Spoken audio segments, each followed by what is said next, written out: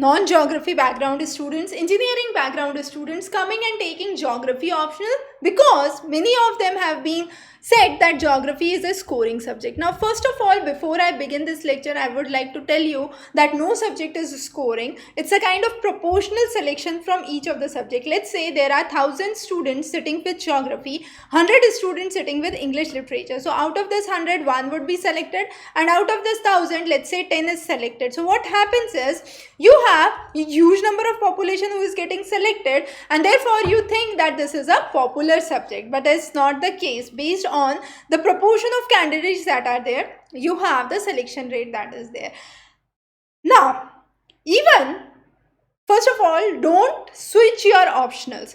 For the first mains, you keep certain optional. For the second mains, you do not score good in the first optional.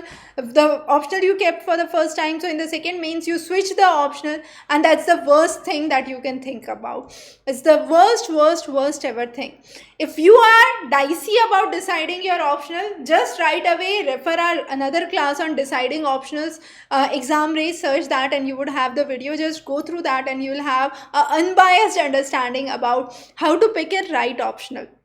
Once you have taken geography as an optional, mainly the non-geography students, what they need to do and what they need to take care about. The most important drawback that I have seen in most of the copies is the lack of knowledge clearly being revealed that you are a student from non-geography background. That should not happen.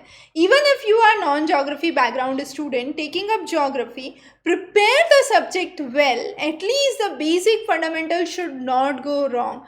Students write moraines rather than in glacial landforms. They write it as a part of karst landforms. So that is a basic blunder, and this kind of blunder cannot be committed by a geography student.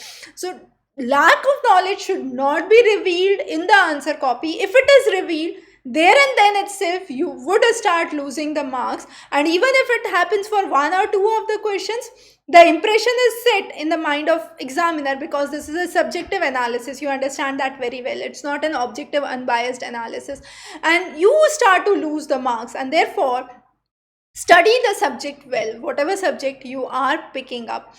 Do not pick up a subject as considering it to be a popular subject. As we have already discussed, there is no concept of a popular subject. Pick a subject only if you have interest in it, and do not commit the blunders which are based on lack of knowledge. Very crucial, very important. The next is critical analysis. Students who are not familiar with the background studies are unable to relate any kind of contemporary information that comes in, and are not able to critically analyze it. Especially students with science background, engineering background have a much more objective outlook. So they do very well when it comes to the CSAT prelims, but when it comes to the mains, there is a switch. Because you are moving from an objective pattern to a subjective pattern. Now, when it comes with a subjective pattern, it's important that it's not just writing the formula, solving and getting an answer. It's how you formulate the answer. So when you are writing your answers, your formulation should be very systematic. It should start with an introduction, the body and a conclusion in a very systematic and a precise manner, and it should not be haphazard.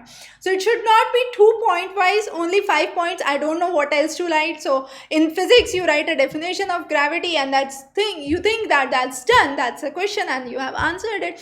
But when it comes to social sciences, you have to write the definition of gravity, put in certain examples, demonstrate relations to real world, and then the application of that concept as well. So there has to be a little in-depth understanding if you want to score well with your subjective pattern. It should not be too brief. So most of the students, when they are writing, let's say determinism, possibilism, they write 1 or 2 lines, then that's done. What else to write, ma'am? We don't know what to write. So that should not be the case. Okay, you should be able to quote certain geographers, certain scientists, their works and their elaborations on the work, and why do you think that has been applied to the present scenario? Is that being applied or not applied?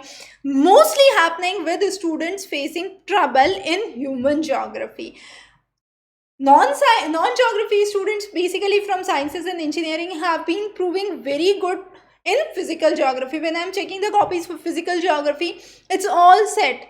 More or less, they know the content, they are able to draw it, represent it, and it's all set. There are few additions or deletions that are required. Lack of knowledge, if there is, then there is a basic blunder that I always say. But when it comes to human geography, they are totally gone. They score very poor in human geography. The reason being, they find it hard to express. A good way to express here is, as I said, bring in geographers, their works. So you can understand it like a literature review in any of the research. So when you are quoting, let's say, Humboldt, Ritter, quote out their works, how they did, what studies they did, what were their findings, and do you think they are applicable to the present scenario or not? So that's how you score well with your human geography. Human geography, we have updated a lot of content in the recent edition. Lot of issues like geopolitics of oil, climate change, geopolitics of trade, then you have feminism, post-positivism, positivism, various approaches, evolution of geographical formulations, geography in India, how it evolved. So those are the things that we have recently updated and have been very important. The cultural studies, India geography. India geography, it's very important to work on statistics. I do not recommend that a student should know all the statistics in detail, but yes, at least the basic important statistics must be very clear in mind. And only if your basic statistics is very clear in mind, you can score good with your India geography, because either you would have to represent through graphs, charts, or certain values or parameters, and that's the only way your answer copy can stand different from other answers. So when you are choosing geography as a subject, specifically non-geography student, the first thing is, try to create or develop a little subjectivity. It's not just applicable to geography but to other streams as well. Also, lack of knowledge should not be revealed. You should have interest and have an in-depth understanding of the concept. Don't just read very superficial content from here and there. Have a compiled material, whatever material you are referring, and go through that in depth. Most of the Indian authors do not have accurate information. If you want to have an in-depth understanding and you have plenty of years to go ahead, I definitely recommend refer some of the standard texts that are there, and not any of the Indian scholars whose works or any of the compilations of the works that are available in the market, because those are kind of compilations. They do not bring in the exact concept. So a student from a geography background might be able to capture it or understand it quickly, but for a non-geography student, non-geography background student, it just becomes a way of rote memorization, and they start to dislike the subject rather. And as a result, in the journey of those preparation of optional, they lose behind. So that should not be the case. Focus on the subject, develop a clear insight, have contemporary information, little of statistics which could be added with your Yojana and Kurukshetra, and down to earth nicely in your geography papers. Geography and you, if you are going through, it's a kind of top up or a icing for the cake, I would say. And that's how you have to formulate your answers, and your answer, I recommend again, should stand different from the remaining answer copies, and only then you should think about getting better marks and not an average marks. So study well, prepare well, practice well, write a lot. A lot of students face time shortage, so don't run off the time.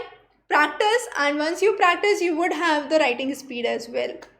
We would be bringing in many more interesting topics for you. Have a wonderful day ahead.